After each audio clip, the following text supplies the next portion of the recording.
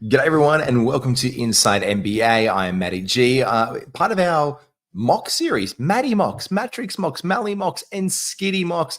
I am mocking from 5 tonight to do the Joel Embiid, fingers crossed. I don't know if I'm going to get him. I hope. I'm going from 5. I'm calling this episode the Joel Embiid. That's the plan, but you never know in a draft. Let's hit it. The build, pick 5. Joel is coming up after this. They're playing basketball. It's time to strap in and get ready. The Insight NBA team is in the arena, bringing you the ultimate play-by-play on who's hot and who's not to help you win your leagues and dominate your mates.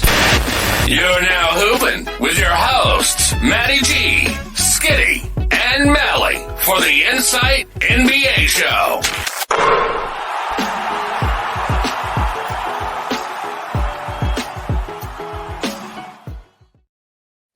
Look, here we are. We are in the draft room. We got 19 seconds to go on countdown. I am just going to switch her on over. I'm going to turn the sounds off because we all know that you can't just go down this way. But we are looking at the 5th pick today. You can see right now the current consensus is down the board here with the average draft positions. It's Jokic and Wemby. Number 1 is going Wemby most times out of the bag. But you can see there is some edging right there happening. Don't be dirty with that one for no cola. But hell, here you go. First pick is off the board. It's Jokic in this one. Wemby, it's Doncic. There we go. 4. It is now for me. Now, I can do anything that I want here. You can see that the ADPs get crazy around here. I am going Joel. This is my Joel Embiid one. Let's give it a crack and see where we go. Obviously, good field goal percentage. Excellent free throw percentage from a center right here. 3s, they're low. I can eat them away. But we all know we can get from the waiver wire. We can get 3 points in spades all day long. So I'm not kind of worried about that at all. But I do want to make sure that I get those sooner rather than later. Assists, not the biggest suit for big Joel Embiid. But let's see where we go back down. I think we're going to look where it goes. I've taken Joel and it's slowed down. Well done, John. He's gone Tyrese Halliburton after this one. Guys like Halliburton, obviously eating the assist absolutely alive. We'll see where we go. I'm thinking in this one, I'm going to try and lock up some blocks early. Joel Embiid, decent shot blocker, can get a few in a game, 3 or 4 in spades, but then he go a couple games without them. So you can't rely on him as much as your other big man stats with like your Anthony Davis or obviously your Victor Wembanyama. So you look at the block leaders or the projected ones here from last year, you can go down to your average stats and you go down to your block leaders and you're looking at your guys who can get like the early round guys with the blocks that are going off the board. There he goes. At number 8 is Anthony Davis, 9 is Tatum, and 10 is Kevin Durant. So this is where we're looking for that. And updates here. This is the big man today. Obviously, $64 million deal for Stephen Curry. He's gone out that one. Now, at the end of the first round, Trae Young is now consensus first round. He's really come in there, but geez, I don't know where I'm going to go. I know that I want to feed rebounds, points, and I want to keep my field goal percentage up. I want to keep my free throw percentage up, but I do want to chip in with blocks. And when I'm looking for those block guys, the really good block guys who I'm going to be able to get later in my draft, unless Chetty comes around to me, he might be a nice little offset. There you go. To finish up our first round, Steph Curry, he might be a bit of an option for me there. I'm not 100% sure. I think about it, and I'll go from there. Sabonis at 13, pretty much it's playing out as we see fit. Now, this is the run of guards. You're seeing a lot of Ant Edwards starting to go off around the board here before, like your Devin Bookers, your James Harden's going around the board. Not against anything that's happening here, and I'm all for it, but right off the rip, games played. That's something I've got to be concerned about as well with Joel Embiid. And here you go. Chet Holmgren has gone off the menu for me. So I'm looking at Booker, Kyrie Irving at 14, 15 Kyrie. I don't know where I'm going to go. Probably. Do I just get a lot of points? No, I'm not going to be risky. There's good guys on the board like LaMelo. Can I go Harden? I could probably go Harden. His former Philadelphia teammate. It's probably not a bad move. I could pair him with someone else with a lot more points as well. Again, the field goal percentage for him does hurt me. Maybe I don't get Scotty Barnes. That's going to get me some blocks. It's going to get the assist that I'm missing around here. Maybe. You know what? I'm going to go Damian Lillard, and I'm going to really get a bunch of points here. I'm going to get the 3s that I'm missing early. The field goal percentage I do take a hit on. maybe I'm just going to lean away from that a little bit because I want to probably get another Fred VanVleet or a Jaren Jackson Jr. here as a nice compliment as well. So this is where I could get a guy like do I get a LeBron if he sticks around the board? No, there he goes. He's off the board straight after me. LeBron James at 21. It's a very tactful draft. People are thinking about it. LaMelo Ball, decent. Again, these are the guys, LaMelo Ball, Scotty Barnes, all fair around this zone. LaMelo Ball, for me, I would have taken LaMelo or I would take Kawhi. But I've got with my first pick a big injury cloud around Joel Embiid. I'm not fully trusting him. I did say that I don't trust him as a first rounder, but he's in around that consensus right now. So I'm looking for it. Oh, he's right there. Oh, Kawhi, this late. You can see his ADP is around 36, and he's there. Şengün at 27, I think, is high. Fox at 26, Markkanen at 25. Do I go Fred? I like Paul George as well, his teammate. It's almost like a nice little handcuff out at this point. Look. Yeah, I'm going to go Paul George. Oh, no, it's an injury cloud. I am going to get Fred VanVleet, who was in my queue first. I'm going to get Paul George. I'm indecisive. But what I like about Paul George here, it's a nice handcuff for Joel Embiid. But what I'm also doing is I'm getting someone across the three positions. Shooting guard, small forward, power forward. Tyrese Maxey goes. The three main Philadelphia 76ers now all out by the top 30 picks. That's pretty much how it's going to play out. Jaren Jackson Jr., no hope of coming back to me, but I can probably build around this quite strongly now. I know I've got points there. So I've got points in spades right now. Got a high free throw percentage. Really good. Turnovers, not my strongest, but my rebounds are nice as well with Paul George there. He gets a few out of position, like not out of position, but he's locking them down. He's getting me those rebounds. I'm not overly weak anywhere right now. It's a sound start. I'm okay with it, but I could probably really get in those rebounds. I've got to really get my field goal percentage up right now because that has taken a bit of a hit. Free throw percentage high. I like where I'm at, but we'll have to take it from here. Kawhi Leonard eventually goes off the board at 34. DeJounte Murray at 33. Mobley at 32. Very early. That is drafting Evan Mobley at his absolute ceiling. Cade Cunningham at 31. Oh, Fred VanVleet's still on the board. I love that. If he can, now look, his ADP here you can see is around 37, but people will fall in around that one. There he goes, 35. So he's just gone off the board where we need him. We'll go from there. Oh, this is interesting. This is very interesting. I wonder what I have on my projection set. There we go. Guys on the board now, I'm starting to look towards. You're going to watch your Jalen's go off. Your Jalen Johnsons and your Jalen Williams. They're going to be going off any second of the bloody clock. I tell you what. Where have I got them? There we go. 36 for Ja Morant. That is very, very early for Ja. Look, it's all about where the people are going right now that are going too early, going late there. Jaren Jackson Jr. I'm okay with that. Karl Anthony Towns at 40. Jalen Johnson and Jalen Williams back-to-back 38 and 39 here. It's coming back around to me very, very quickly. Oh, geez. In my projections, I'm probably looking at going someone like, I like Desi Bain around here, to be honest. I don't mind it at all. What have I got him at? I'm going for so I'm looking for the best value now to glean out some extra edge here. I just want to lean into it. I'm probably going to go. That's early for Mikal Bridges. That is him at his absolute bloody ceiling. I am probably going to get another point guard who can get me some out of position blocks right here and some upside. I'm probably going to go with Derek White. Now, I know that it's shifted in Paul George there, but I'm okay with taking Derek White here. I think he's going to have a good run. I'm not against it. I'm probably taking him about where he's going to perform, but I see him as a top 30 player, and I'm getting him at about 45. So I see Derek White going in about 30, 35. So I'm getting a round of advantage here. After that one, before that one, we had Desi Bain, Paolo Banchero. As I said, Mikal Bridges at 41 is way too bloody high. Jaylen Brown, Miles Turner. And I'm probably thrown out the window here, but I'm probably going to get some more big man stats and draft him at his ceiling if I can. I'm looking at DeAndre Ayton.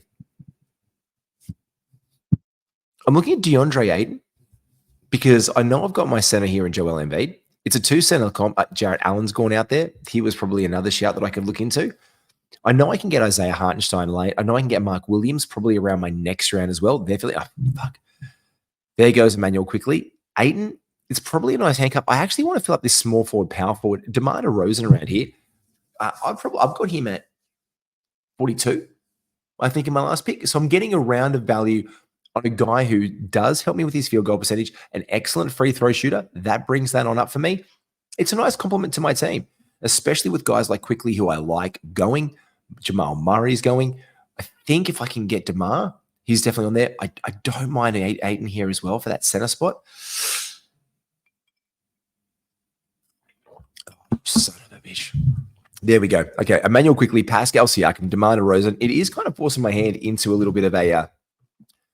I'm sick of drafting Tobias Harris, to be honest. I keep on getting him around here. I don't mind Miles Bridges in this zone.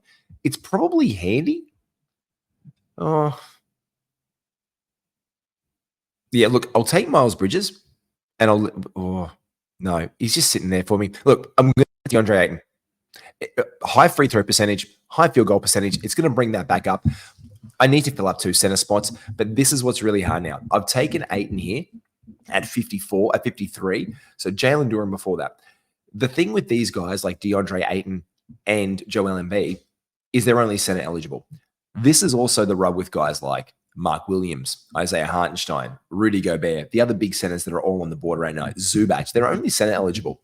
You can get a little bit of glean value later on in drafts from your power forward center eligible players like your Dan Gafford's in the mix. And there he goes afterwards. I say his name, and Miles Bridges flies a flying. Jimmy Butler flying to 57. That can be incredible value at the end of the day. Before that, Herb Jones, Rudy Gobert, and Franz Wagner. Look, Jimmy Butler's a top 25 fantasy player. Let's not beat around the bush. But we don't know if we're ever going to get that from him. But when you're taking him at double his value at 57, if you're there on your draft day and you know that he's going to start and he comes into the media center with his brand new haircut, looking trim and doing his Jimmy Butler thing, yeah, that's okay. You can absolutely have a crack at him. But right here, as you can see, it's where it's about to fall off because I've got no one in my queue because I don't know where I'm going to go. I do like the look of Darius Garland around here for a few more assists. I do like that. I also would love to pick up Kristaps Porzingis later on in my draft. I would love that. Would absolutely love it. Don't think it's going to happen, but I need to start thinking about some upside players and where I'm going to go. Another great pick that I could get for a power forward is Zion. Now, there is no way that Zion is coming back to me, but again, power forward, center eligible, best of both worlds, and there he goes straight away at pick number 61. Because he was the top of the queue and that stuff. We have gone King Ling in that into auto draft, so hopefully that'll stuff us up and clear out guys like Vooch and Brandon Ingram. Clacko there, his free throw percentage is absolutely garbage, atrocious. And he's, again, another one of the center eligible players. But I do like what I can get here from Zach LaVine. I'm high on Zach LaVine. I think he can be a top 70 player, a top 50 player, 100% this season. Vasil Vucevic, there we go. It's coming back to me very, very quickly. Look, I picked him up in another draft, but I've already got my guards and my I've got two. There's a lot of shooting. I probably need another small forward, to be honest. So I'm probably going to lean into someone like. He's not going. Look, I'm going to leave. I'm going to pick up Brandon Miller because of the upside, and I know that he's a name that people are watching. Now that I've said that, I just hope he bloody doesn't go. Also, the game time decision in the injury tags, when people are checking out this one, you can just see sometimes that they report that they're not playing. This here, okay, I've got him here. This is my first swing. This is upside for me. I see Brandon Miller at the end of the day. I've got him now I'm drafting him just outside of where I've got him. I've got him at 62. He slipped a couple of positions for me. I like it. Shooting guard, small forward. I can rotate him in, and I'm going to be comfortable taking him there. But I have got my eyes on Bradley Beal. Now, it's another point guard shooting guard. After that one, oh, geez, that is all of just after me. Julius Randle, Cam Thomas has had the absolutely arse end eaten out of any upside for him at pick 70. That is, that's early. You don't want to be drafting Cam Thomas at 70. There's a big risk factor there, but I don't think it's a very good one. 71, Mark Williams, center. 72, Jabari Smith Jr. Not bad, but that's about where he's at. Where am I going? Michael Porter Jr.? That is about the most middle of the lane bloody pick I could take. But I could use some extra threes. Points and threes, he does that for me. Oh, do I? Please don't auto draft. Just leave me MPJ. Oh, Kyle Kuzma, 70. Oh, there you go. It's been done for me. A bit of jumping around right here. Tyler Hero and Kyle Kuzma. Look, I'm going to take Michael Porter Jr. Why? I get the rebounds. I get points. I get threes. The field goal percentage comes up. High free throw where I'm trying to keep it. And right now, I'm really getting the balance that I was a little bit worried I didn't. I picked up some small forwards, power forwards, also shooting guard, dual eligibility. The triple eligibility of guys like Paul George between the guard and the small forward and the power forward spot, it's good value. There we go, 83. I did say Brad Beal. I made the call on it. I've already, if I look at it, I've got my point guards and shooting guards. I've got Lillard. I've got Paul George in the shooting guard spot. I've got Derek White. I haven't got any more though. But I am hopeful that D'Angelo Russell can fall to me because he has, but this is an auto draft. The other bloke that I've got my eye on is Chris Middleton. I'm looking now for guys who are going to fall and I can get some from. Otherwise, I'm really looking here at Alex Caruso. Now, I'm going to bring him up in the chart so you can have a look. Alex Caruso's rank is 100. His ADP is 103. And on the season, I legitimately think he could be another top 65 player like he has been in the past. Here we go after that one. Hartenstein at 83. I said Chris Paul at 84. Not bad there. Oh, Tyus Jones at 85. Nas is really just dreaming of the upside that he possibly showed last year in Washington that never eventuated and that we flirted with. D'Angelo Russell. There we go. Valanciunas at 86. D'Angelo Russell at 87. If you can pick up D'Lo around here, he was a 65 best player last year in rankings. There's the status quo in Los Angeles. He's coming back. Kobe White, yeah, that's a wasted pick. Look, I think it is now. He could be better. He wasn't even the 88th last year. Okongwu at 89. That is dreaming of upside. Anthony Simons, CJ McCollum. I am truly, you know what? I am going to go the backcourt pairing right here. His ADP is around 80. He's slipped enough for me. I love it. High field goal percentage, excellent free throws, steals, blocks, assists, does it across the board. He's dependable. 92, Drew Holiday. I've got the Boston backcourt. I picked it up with another point guard, shooting guard. I've got my single eligibility PG and Damian Lillard, and that is about as good enough for me as I can get. I am now looking for probably someone like a Trey Murphy who is around this zone. I'm drafting him at his ADP, but I have him a lot higher. Him and Austin Reeves, these are two of the guys that I see on board, and Alex Caruso, who went off my queue, as I said that as well, by the way. So Alex Caruso ended up going, where is Caruso? Did I add Caruso? Did I end up putting him in?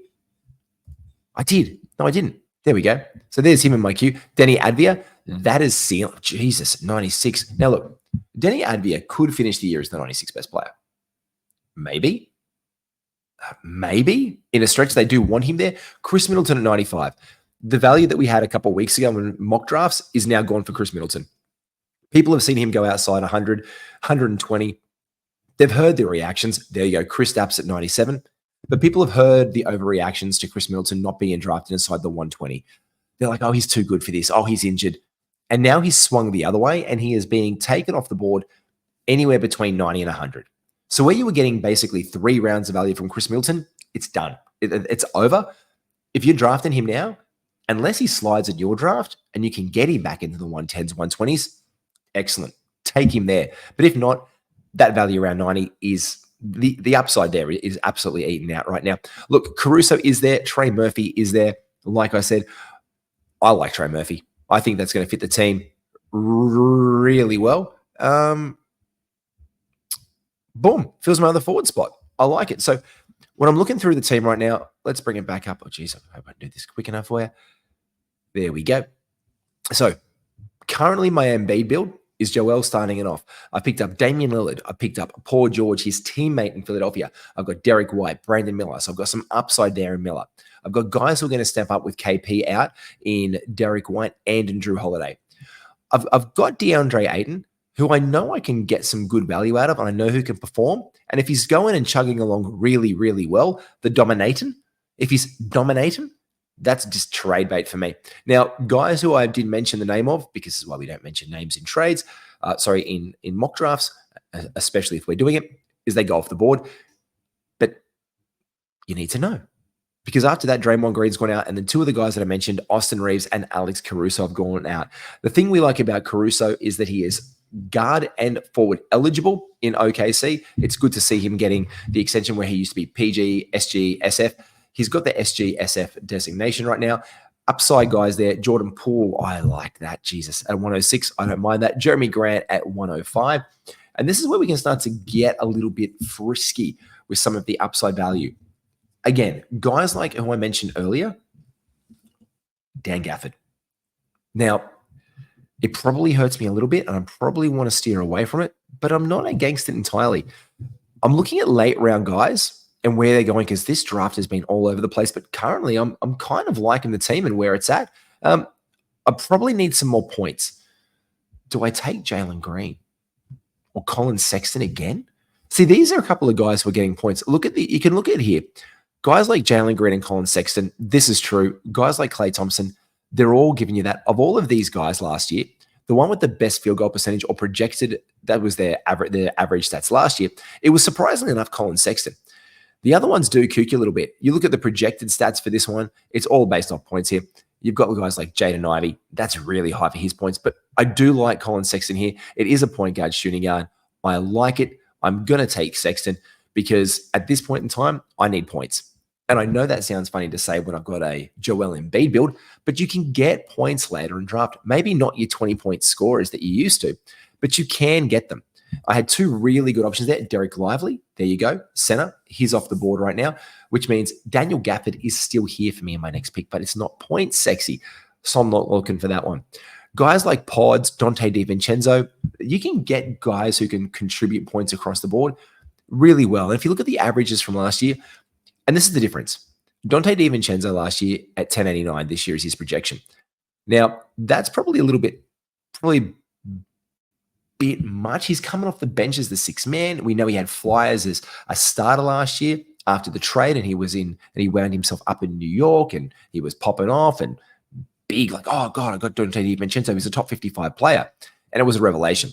Well, one of his Nova mates is arrived in Mikal Bridges, and that hurts him. Julius Randle's coming back. That hurts Dante DiVincenzo. I drafted him at 150. Jesus. Gary Trent Jr. at 121. I like that. I just think if he's falling in your rounds outside the top 130, you could probably get some value there. I am absolutely thinking points and threes. Do I get Cam Johnson? How am I looking here? Bench spots. I've got three small forward, power forwards. Do I go Cam? I think I'm looking at Cam Johnson. Johnson. Not Reddish. Oh, did he go?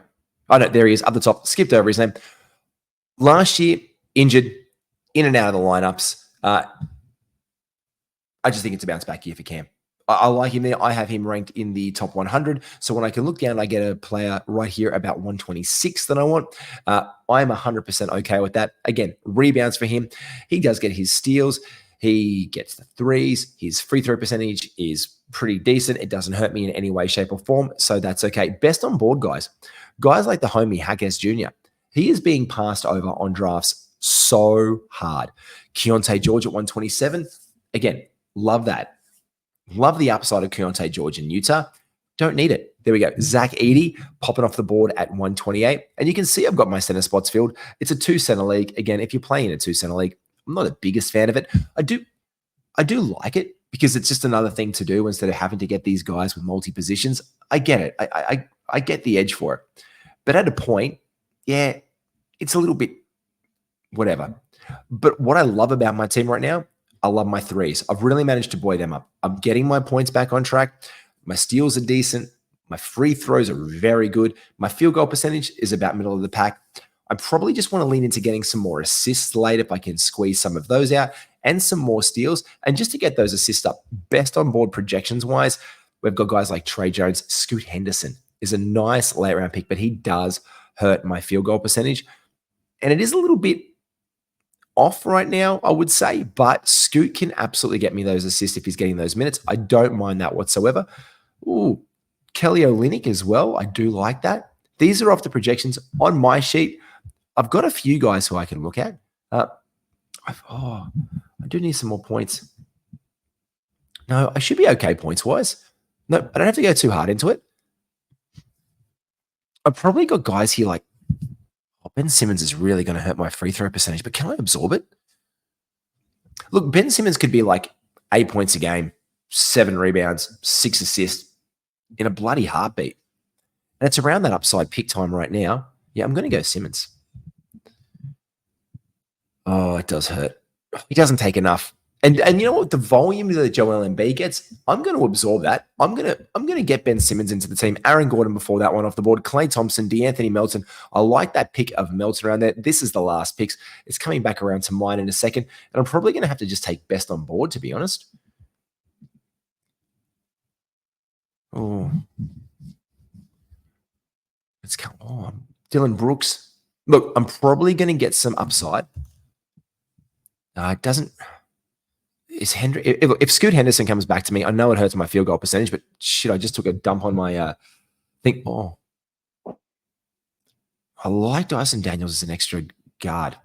Look, at Scoot Henderson now, this is pure upside at 149. If it doesn't work out, I can draft because Dyson Daniels I don't think is going to be taken. I'm going to take Scoot Henderson. I'm going to balance it out right here. That's a lot more assists than I was banking on in the back of my last 2 picks. I think that really puts me over the edge in this league. I'm probably down on the blocks. Didn't really want to chase them too hard, as I said off the rip. I could have coupled them. Didn't manage to pick up Chet. Didn't passed over Jaren Jackson Jr. But I really like this. Finishing off the round there, Scoot Henderson for me at 149, Homie Hackers Jr. 148, Norm Powell 147, Vince Williams, again, the upside guys right here. And 146, Buddy Hield at 145, Dylan Brooks 144, Clarkson, Jordan, that is at 143. Wendell Carter Jr., 142.